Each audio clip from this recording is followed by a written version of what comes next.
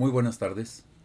Bienvenidos a esta transmisión en vivo para la asignatura de Tecnologías de la Información y la Comunicación en la Educación del Doctorado en Ciencias de la Educación de la Universidad Santander, Campus Jalisco, en su grupo de Tuxpan, Jalisco. Mi nombre es Rodolfo Gallardo Rosales y soy el profesor de esta asignatura. Este es el subtema denominado Educador-Profesor, un profesional diferente. Vamos a analizar en este subtema, hoy día 5 de junio de 2020, el pensamiento de varios importantes educadores, al mismo tiempo que influyentes personalidades de la educación universal.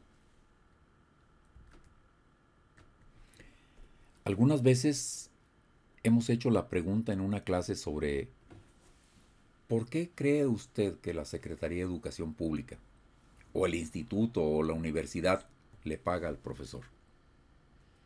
¿Es por hacer exámenes? ¿Es por preparar las clases? ¿Es por el trabajo de calificar, de evaluar? ¿Es por aguantar a los estudiantes? Pues no. La verdad es que como profesor, a mí me pagan porque los estudiantes aprendan. No importa si salto, canto, actúo, declamo, me siento sobre el escritorio o me paro de cabeza. Lo que sea necesario para que los estudiantes aprendan. Y en esas circunstancias, yo sería un verdadero fraude para mi empleador si mis estudiantes no estuviesen aprendiendo y como consecuencia reprobaran en el desempeño de sus clases al momento de la evaluación. Si mis estudiantes no aprendieron, yo no estoy cumpliendo correctamente mi trabajo. Si hubiese alguno de ellos que por condiciones especiales no apruebe, seguramente que sería una excepción y no la regla. No sería posible que la mayoría de mis estudiantes reprobasen para que la sociedad me calificase como un excelente profesor y dijeran aquella famosa frase de con el profesor fulano casi nadie pasa y yo saqué un 7. En ese caso, yo estaría siendo un pésimo maestro y seguramente que no hice lo suficiente para que el grupo se interesara, en esta época sobre todo, que el paradigma educativo está centrado en el aprendizaje. Como profesor del área de programación, el constructivismo no me indica simplemente llegar, sentarme al frente, poner a cada estudiante uno en cada computadora y decirles, vamos, construyan su conocimiento. Quiero un programa terminado en 2 horas. Para lograrlo hay que echar mano de diferentes situaciones de aprendizajes, entre las cuales incluso está la memorización tan satanizada. Si un estudiante ignora cómo es la sintaxis de determinado comando o no sabe cómo es la estructura básica de un programa en Java, prácticamente es imposible que desarrolle un programa. Necesita un conocimiento básico previamente para comenzar a programar.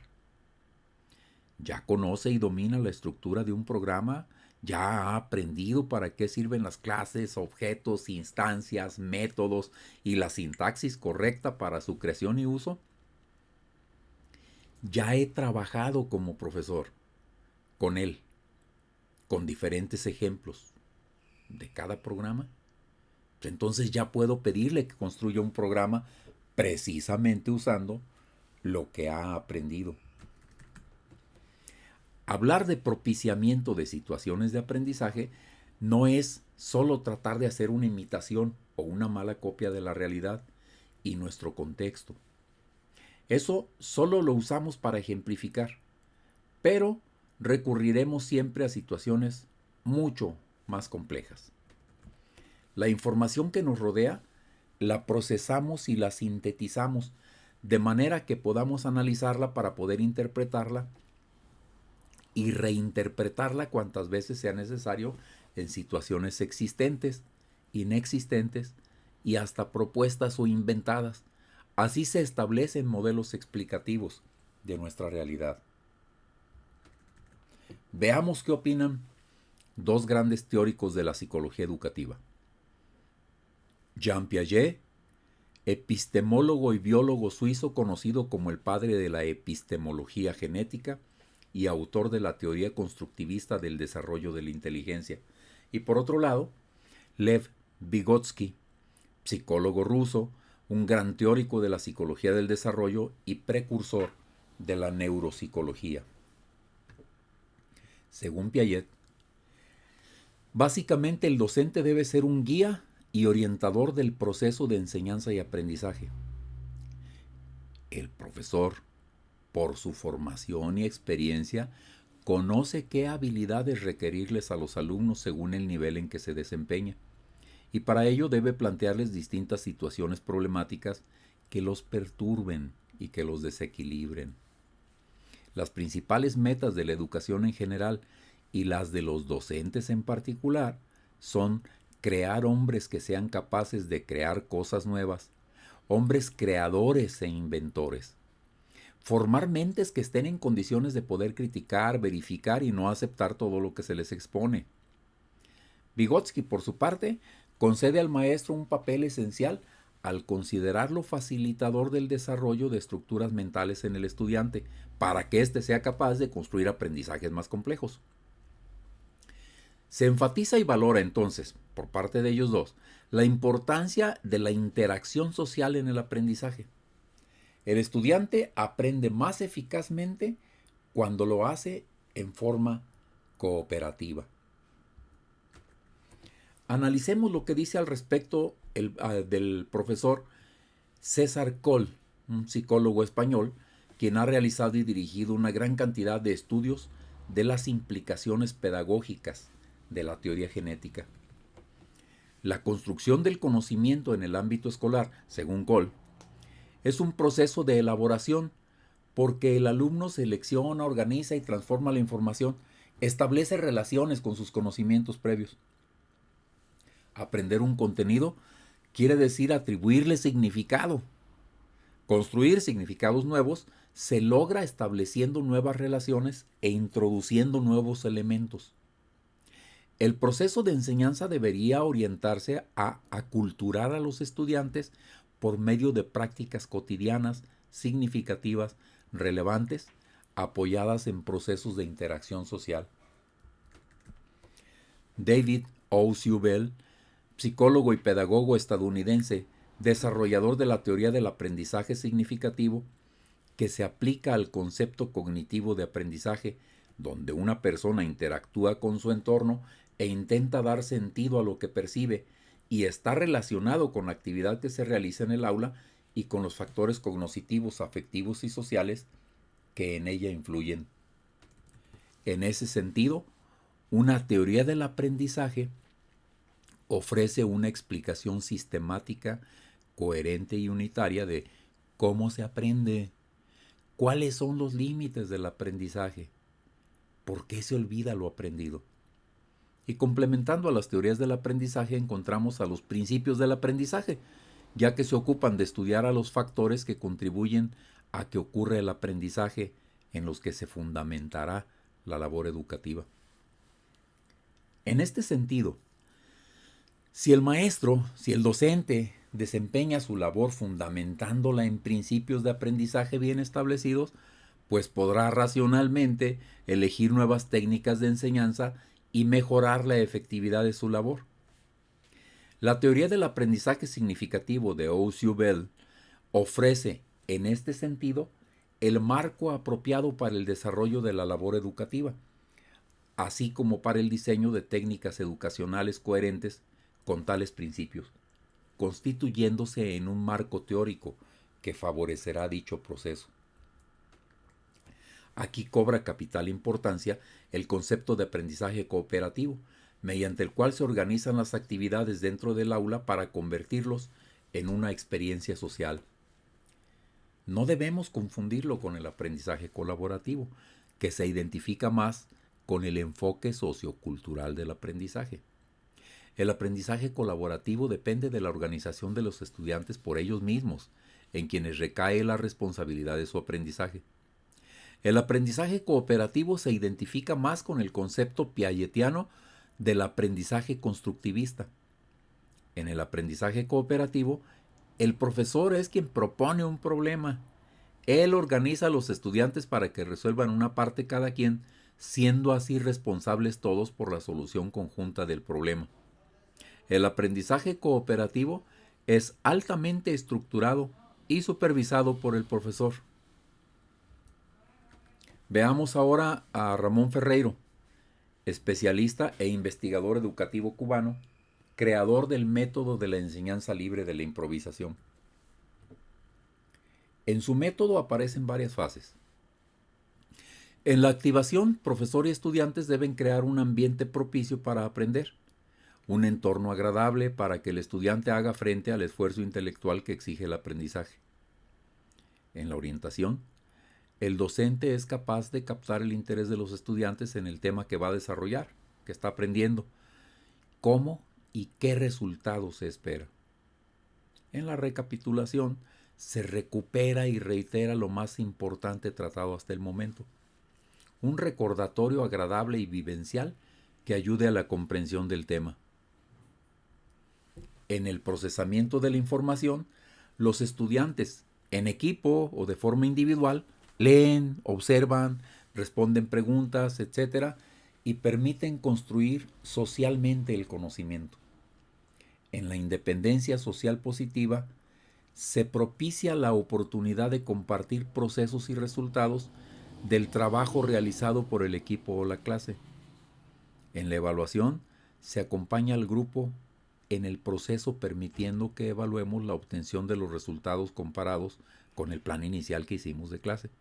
Y por último, en la metacognición podemos distinguir que hay estudiantes que no aprenden porque no alcanzan a darle significado al conocimiento, no porque no puedan. Y por otro lado, podemos tomar conciencia de lo aprendido y cómo lo ha aprendido. Esta última reflexión es precisamente para evitar que como docentes nos deslindemos de la responsabilidad del aprendizaje de nuestros estudiantes. Si ellos no han aprendido después de que hemos pasado por este conocimiento y lo hemos aplicado, algo no hemos hecho bien. Ciertamente, cada uno de nosotros puede leer, informarse, estudiar, analizar cuál es el trabajo del docente como educador. Pero no debemos perder de vista que el conocimiento lleva consigo la altísima responsabilidad de aplicarlo, pues aquel que actúa sin pensar ciertamente es un docente temerario e improvisado, pero aquel que solo piensa sin actuar tiene una vida docente completamente estéril. Agradezco a ustedes su atención para ver el contenido de esta exposición. Ahora les voy a invitar a que veamos la siguiente exposición.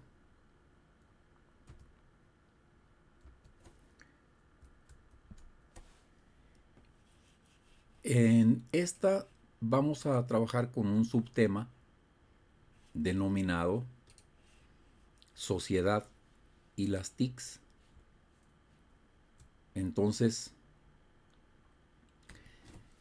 vamos a ver cuáles son las funciones de las tecnologías de la información y la comunicación en la sociedad y cómo han influido hasta concretar lo que hoy conocemos como la sociedad del conocimiento. Aunque parezca lo contrario, en realidad las tecnologías de la información y la comunicación han sido capaces, sobre todo en esta época de contingencia, de acercarnos a todos los miembros de las familias, que es la base de la sociedad, y congregarnos alrededor de ellas, disminuyendo la brecha generacional que siempre ha existido.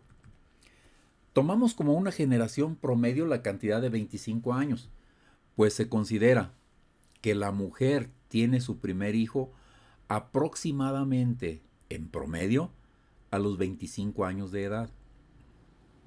Así que si viven en una casa niños con sus padres y sus abuelos, conviven 3 generaciones, cada una con sus propias características, sus ideas y sus convicciones, que por cierto defienden con vehemencia.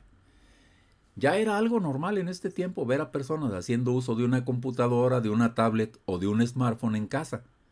El niño para jugar y comunicarse con sus amigos, los padres para realizar algún trabajo y los abuelos para reencontrarse con sus amigos.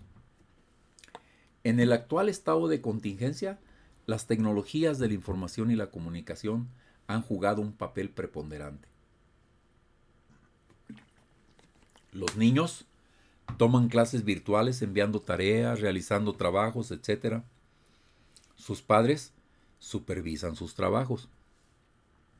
Los maestros, que también son padres de familia, además de supervisar el trabajo de sus hijos, realizan las clases virtuales, evalúan, realizan videos, abren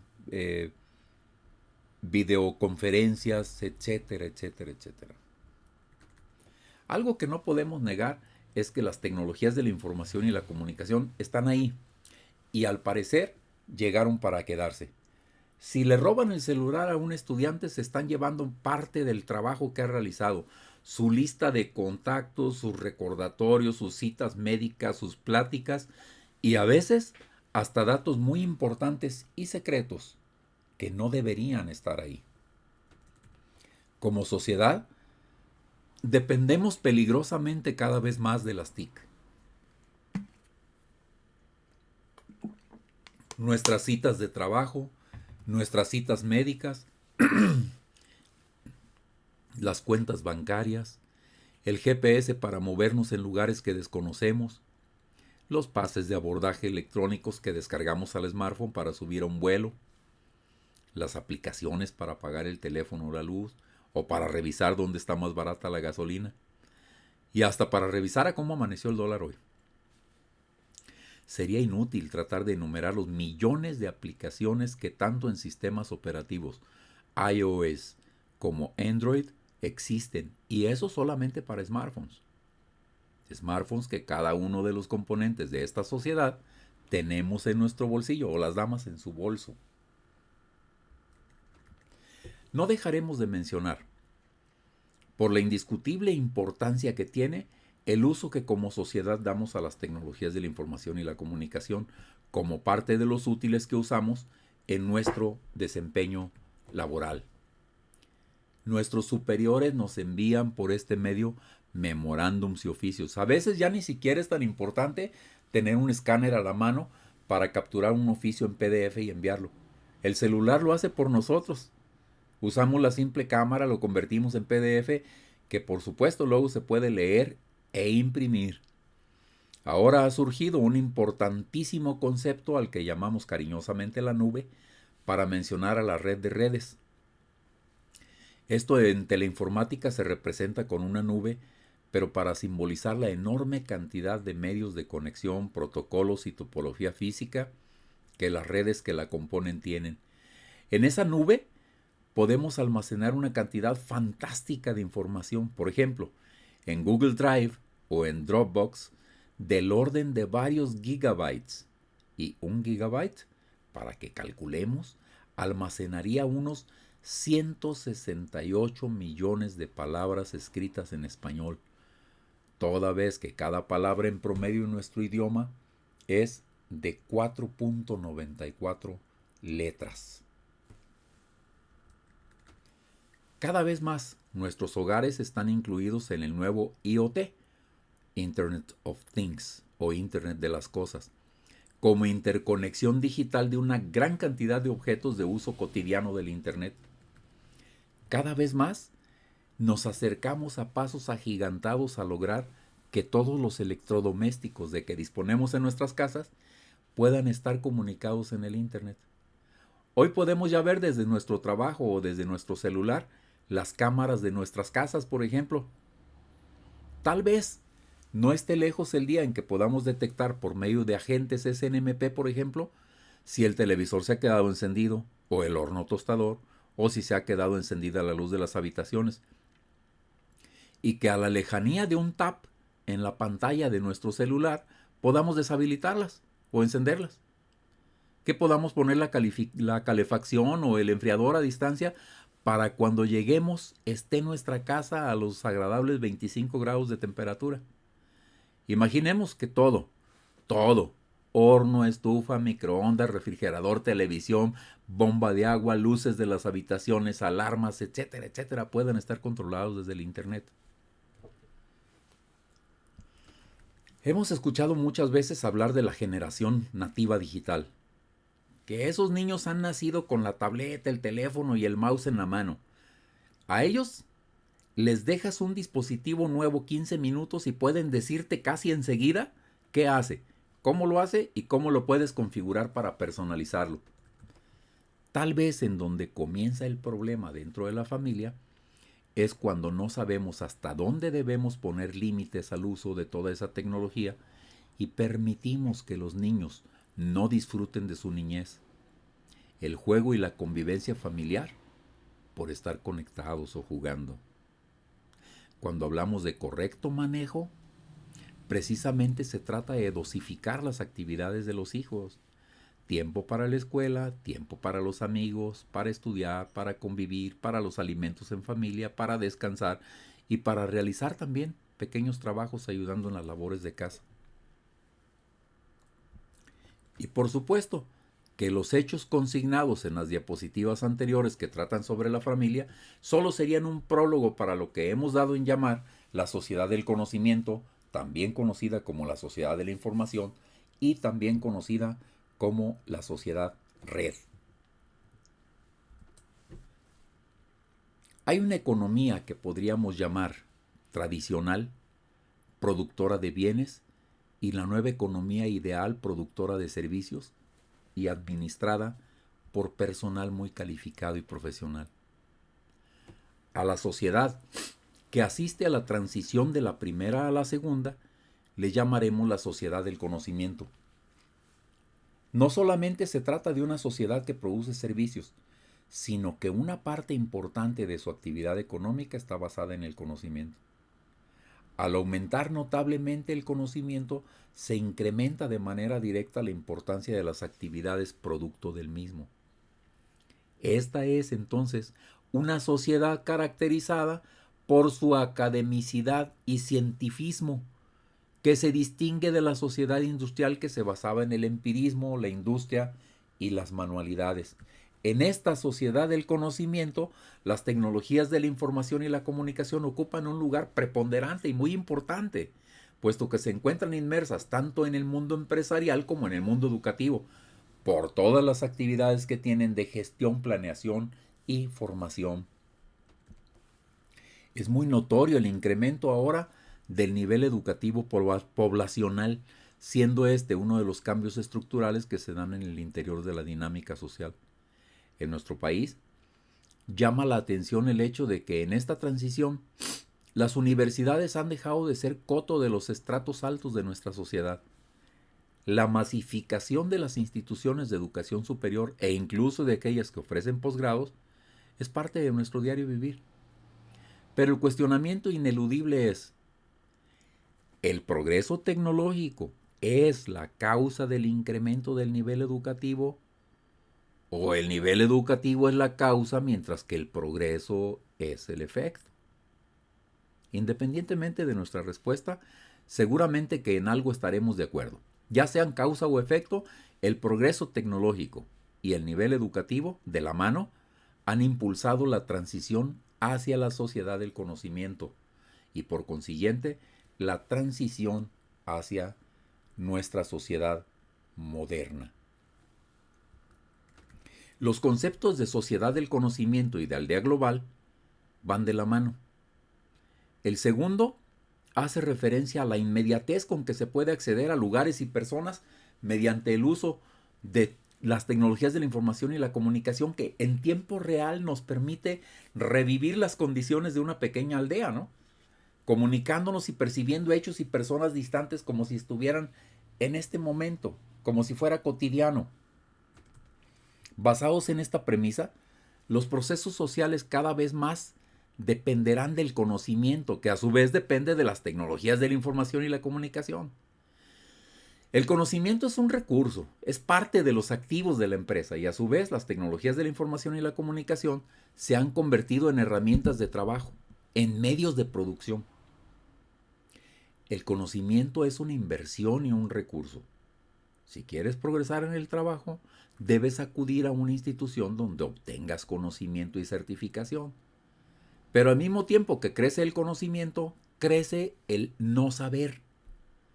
Esta es una sociedad altamente tecnologizada, muy informada, pero que ha olvidado las pequeñas cosas y las importantes también, como la educación y la cortesía.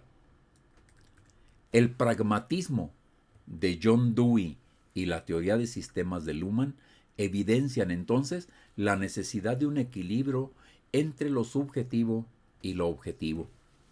El conocimiento no necesariamente representa al mundo real de forma objetiva, porque en muchas ocasiones acude la adecuación como un criterio de validación. Existen, aunque enfrentados, la objetiva realidad y los personajes que actúan y o perciben de manera subjetiva. Cada situación que puede ser observada lleva implícitos los tintes de los ojos de quien la observa. La certidumbre tiene lugar cuando es un constructo social que refleja una manera de pensar, sentir y o actuar. De esta manera, cuando nos referimos a una capacidad social, hablamos de las condiciones bajo las cuales adquirimos un conocimiento. La teoría general de sistemas dice que el conocimiento es una aproximación a la verdad o a la realidad, y que la realidad a su vez es una interacción entre conocedor y conocido, y que depende de las percepciones. Es entonces parte de la concepción perspectivista, pues depende de la perspectiva del conocedor, cómo vea lo que en realidad es solo partículas físicas, genes, reflejos y pulsiones. La incertidumbre. Si buscamos la causa de la incertidumbre actual, vamos a darnos cuenta de que precisamente los avances tecnológicos y los descubrimientos científicos de esta sociedad del conocimiento son los causantes directos. Adaptarse o morir parece ser el lema con el que se manejan los mercados comerciales y financieros. Esto en respuesta a la necesidad de flexibilidad que se evidencia ante los cambios actuales. Es entonces la sociedad del conocimiento objeto de la certidumbre o de la incertidumbre. De las dos. Al incrementarse el conocimiento, se evidencia más la grieta existente entre el conocimiento y el no saber, y esto causa inseguridad e incertidumbre. De manera constante, hay una búsqueda de procedimientos, soluciones y caminos basados en la práctica y en la experiencia. ¿Cómo reacciona la sociedad? Hoy se muestra muy poca o nula resistencia al cambio y a la innovación. Cada vez, por ejemplo, es más vertiginosa la carrera entre software y hardware. Vemos que aparecen constantemente nuevos modelos, por ejemplo, de teléfonos inteligentes, con más píxeles de resolución, con más lentes de la cámara, con más capacidad de almacenamiento o con mayor ancho de banda en su Wi-Fi, en su conexión de banda ancha móvil, mayor, menor tamaño, flexibilidad, el peso, espesor, materiales de construcción, etcétera, etcétera, etcétera. Áreas de nuestra sociedad que han sido esenciales han sido alcanzadas por las innovaciones científicas, hasta las más pueriles. La ciencia es catalogada como una fuerza productiva y los científicos se consideran como obreros calificados al servicio de los dueños de esos, ahora, medios de producción científica.